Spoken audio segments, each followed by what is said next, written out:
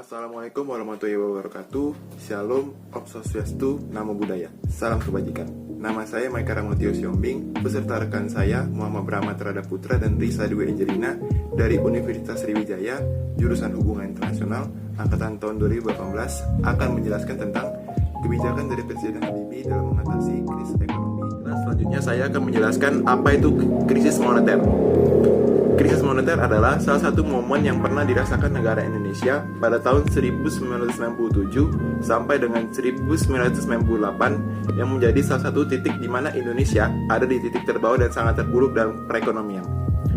Krisis ini diawali dengan adanya krisis pada finansial Asia atau Asia Financial Crisis yang merupakan kombinasi antara yang paling parah tentang pasar keuangan yang besar, yang luas, dan dibatasi oleh pemerintahan yang lemah. Krisis di Asia berawal dari Thailand karena keterpurukan nilai tukar baht yang disebabkan adanya keputusan yang dikeluarkan oleh pemerintah Thailand setelah runtuhnya nilai baht. Lalu dilanjutkan dengan Malaysia, Indonesia, Filipina, dan Korea.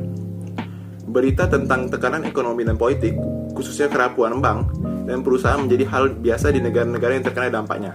Ketika Thailand mengalami krisis pada pertengahan tahun 1997. Awalnya tidak disangka dapat menyebar kepada kawasan Asia yang lain, termasuk negara Indonesia. Indonesia menjadi negara yang terkena krisis ekonomi yang terparah pada tahun 1997. Namun, Presiden Habibie dengan segala kebijakan yang diberikan dapat membantu meningkatkan dan mempertahankan perekonomian dari Indonesia supaya menjadi lebih baik dan mendapatkan efek yang positif selama perkembangan ekonomi yang terus-menerus berjalan.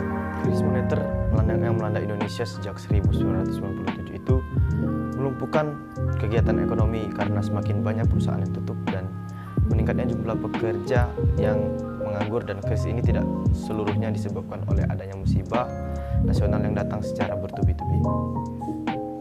Tahun 1998, Indonesia dilanda krisis ekonomi yang menyebabkan dampak besar bagi dunia perbankan Indonesia.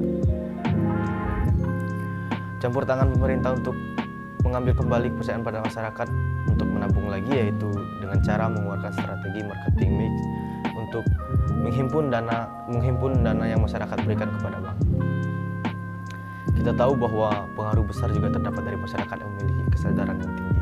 Berdirinya Orde Baru pada tahun 1966 hingga 1998 menjadi suatu kerusuhan pada pertengahan 1997 yang mana menjadi suatu krisis ekonomi yang sangat besar pengaruhnya bagi masyarakat saat itu. Terbukti dengan turunnya nilai tukar rupiah dan juga turunnya Presiden Soeharto dari kedudukannya sebagai kepala negara Indonesia. Selain itu juga muncul suatu kerusuhan pada Mei 1998 oleh para mahasiswa yang pada akhirnya mengaruhi sektor perbankan di Indonesia.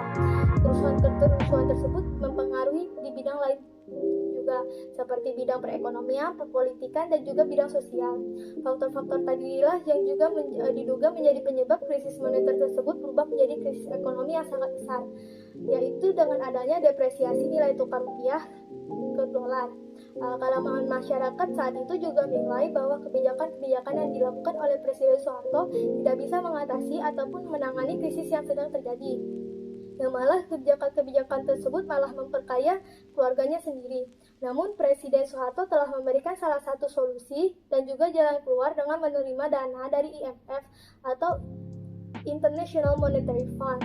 Nah, dana-dana tersebut telah diturunkan ke masyarakat sejak Oktober 1997. Namun, walaupun telah mendapat bantuan dana dari IMF, masyarakat Indonesia masih belum bisa memperbaiki stabilitas ekonomi dan juga rupiahnya saat itu.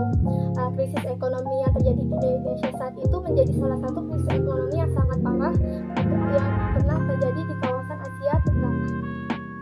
Selanjutnya yaitu krisis moneter yang berlangsung sejak pertengahan Juli 1967 telah berkembang menjadi krisis ekonomi dan bahkan bisa dibilang menjadi krisis multidimensional. Dengan adanya krisis ekonomi ini membuat negara Indonesia memiliki perekonomian yang mengalami fluktuasi. Berdasarkan laporan Badan Pusat Statistik atau BPS, pada tahun 1998, perekonomian Indonesia mengalami pertumbuhan sebesar minus 13,68%. Dilihat dari tahun-tahun sebelumnya, pertumbuhan perekonomian Indonesia itu selalu positif seperti 4,91% pada tahun 1997, pada tahun 96 sebesar 7,82%, tahun 95 sebesar 8,22% dan 7,54% pada tahun 1994, dan pada tahun 98 itu adalah tahun di mana semua sektor perekonomian kecuali pertanian, peternakan, perikanan, dan kehutanan mengalami penurunan. Ada 3 faktor penyebab terjadinya krisis yang melanda Indonesia pada tahun 1998. Pertama adalah lemahnya sistem keuangan nasional. Lembaga yang berfokus kepada keuangan antara lain perbankan dan pasar modal merupakan salah satu saluran penting pemasok modal asing ke dalam negeri. Pemasukan modal itu sendiri terus bertambah dan semakin besar setelah pemerintah melakukan kegiatan deregulasi hampir setiap aspek perekonomian Indonesia pada tahun 1980-an. Dengan dilakukannya deregulasi, industri perbankan itu tidak diikuti dengan skill atau kemampuan pemerintah dalam mengimplementasikan aturan prudensial yang mengatur industri dalam bidang keuangan. Lalu, faktor kedua yaitu menguatnya nilai real dari rupiah. Pemasukan modal asing dalam jumlah yang semakin bertambah banyak dan bertambah besar telah menguatkan nilai real rupiah, dapat meredamkan kenaikan tingkat suku bunga di pasar nasional.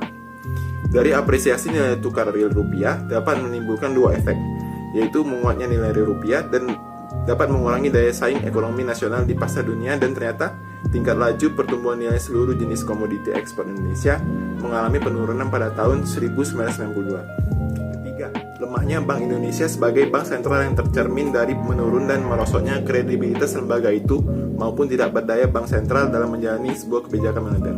Lalu masyarakat menjadi panik karena adanya penarikan izin operasi 16 bank swasta pada November 1990. Jelaskan bagaimana cara Presiden Habibie dalam menyelesaikan krisis ekonomi dari tahun 98 sampai tahun 99. Presiden Habibie punya peran dalam menekankan praktik monopoli dan menekankan praktik usaha yang tidak sehat.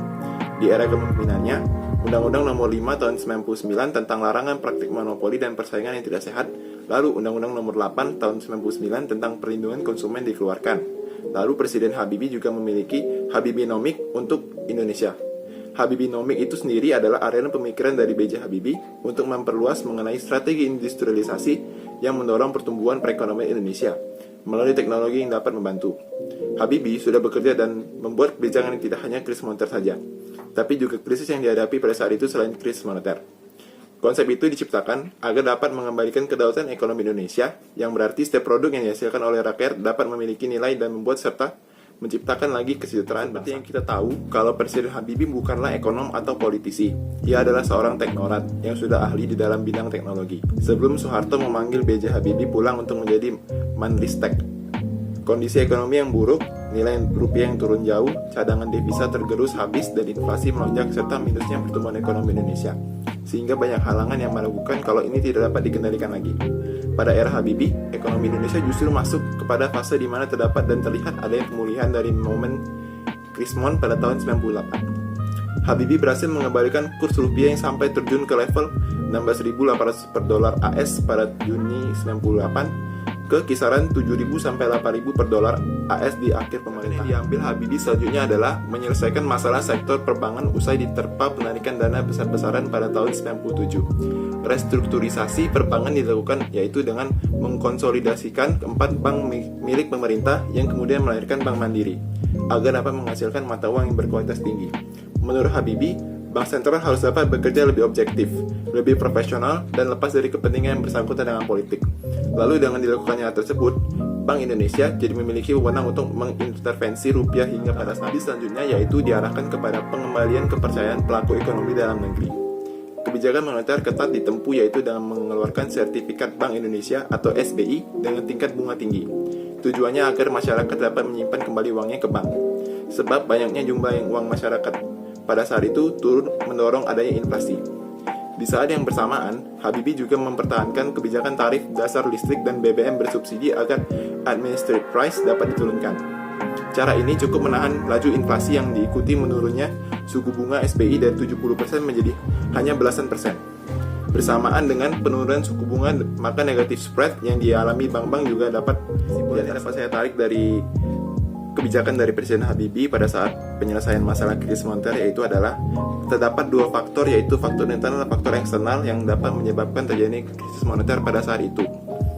Faktor internal yang dapat menyebabkan terjadinya krisis ekonomi di Indonesia yaitu adanya pinjaman perusahaan yang tinggi dalam mata uang asing atau dolar. Lalu lemahnya sistem perbankan di Indonesia juga yang berawal dari kebijakan masa Orde Baru. Kebijakan Orde Baru adalah kebijakan yang diregulasi perbankan sejak tahun 1980 dan lemahnya pada sektor eksternal yang dapat menjadi pengaruh adalah sektor keuangan global yang berkembang cukup tinggi. Perekonomian terbuka seperti saat ini yaitu pada kondisi perkembangan perekonomian negara yang dapat dipengaruhi oleh faktor yang berasal dari luar atau eksternal. Dalam hal ini, peran bank sentral juga dapat menentukan pertumbuhan ekonomi yang besar, terutama pada bidang perbankan. Namun pada kenyataannya, segala usaha dan upaya dalam memperbaiki hal tersebut serta dengan kebijakan yang telah diterapkan oleh Bank Indonesia juga tidak sesuai dengan apa yang diharapkan. Persoalan di perekonomian itu tidak lepas dari namanya kegagalan dan kerugian.